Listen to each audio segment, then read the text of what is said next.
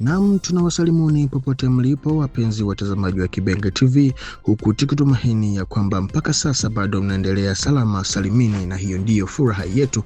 Na basi tunawakaribisheni kwa mara nyingine tena kusikiliza awamu hii ya matangazo ya habari za matukio ya kila siku, kwa wale ambao wanazidi kutengeneza vichwa vya habari katika hali ya kiusalama, ya kisiasa na hata kidiplomasia nchini Jamhuri ya Kidemokrasia ya Kongo.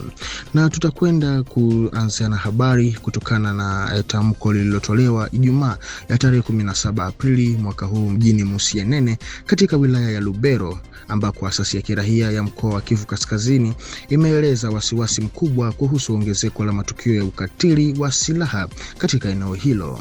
Inasema kuwa shughuli za makundi yenye silaha ya ndani na ya kigeni zinazoongeza udhaifu wa maelfu ya familia na kuzidisha hali mbaya ya kibinadamu. Katika uchambuzi wake, taasisi hiyo inataja hasa mashambulizi yanayodaiwa kufanywa na wahasi wa ADF pamoja na muungano wa AFC M23, ambayo inasema yamesababisha ukiukaji mkubwa wa haki za binadamu pamoja na kuathiri shughuli za kiuchumi na kuvuruga mnyororo wa usambazaji wa bidhaa katika sehemu hiyo ya nchi. Mratibu wa jamii ya kirahia Pepe Paluku Kavota ameeleza hali hiyo kama uvamizi dhidi ya Jamhuri ya Kidemokrasia ya Kongo, akidai kuwa unafanywa na jeshi la Rwanda kupitia muungano wa AFC M23. Pia ameonya kuhusu uhamaji mkubwa wa watu ambao mara nyingi hufanyika bila msaada wa kutosha wa binadamu.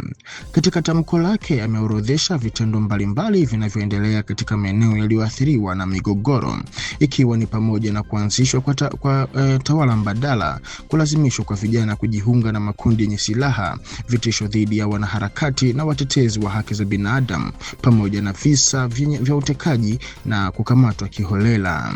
Pia ametaja kubadilishwa kwa viongozi wa jadi ama wa kienyeji na wale wanaodaiwa kuwa karibu na makundi hayo, kuongezeka kwa kodi zisizo halali, uporaji wa ardhi na nyumba kuchomwa kwa vijiji, pamoja na mauaji ya raia hasa yanayohusishwa na wahasi wa ADF.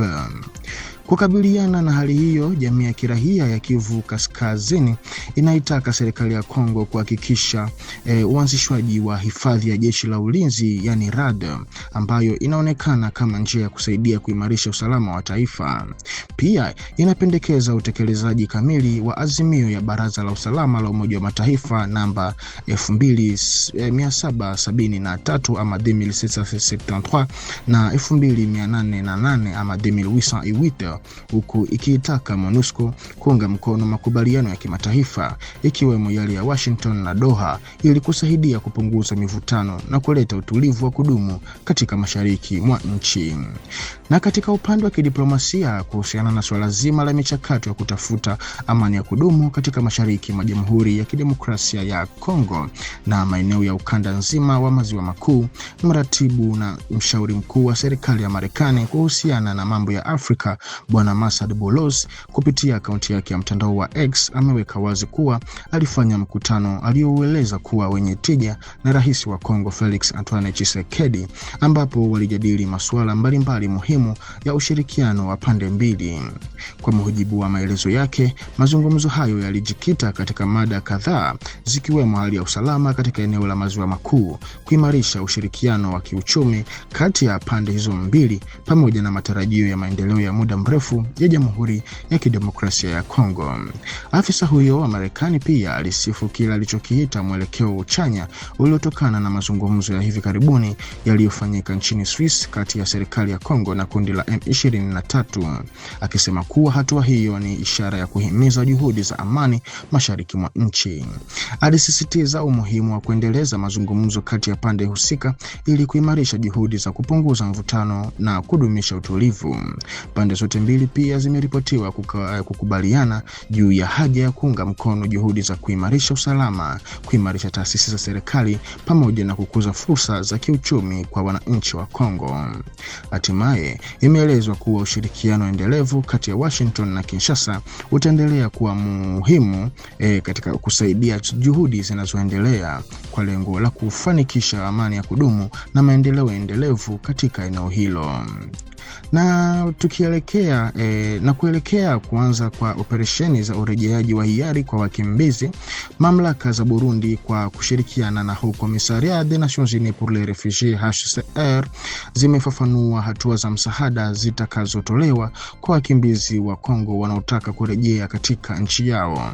Mpango huu unalenga kuongoza mchakato mzima kuanzia maandalizi ya safari hadi makazi mapya katika maeneo ya asili.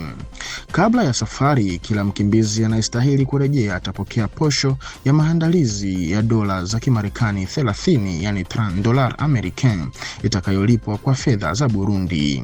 Msaada huu unalenga kusaidia gharama za haraka kabla ya kuondoka. Sambamba na hilo, msaada wa kiutawala umetengwa ili kurahisisha upatikanaji au urejeshaji wa nyaraka za kiraia kama vile vyeti vya kuzaliwa, ndoa au vifo, pamoja na kurejeshwa kwa vitambulisho.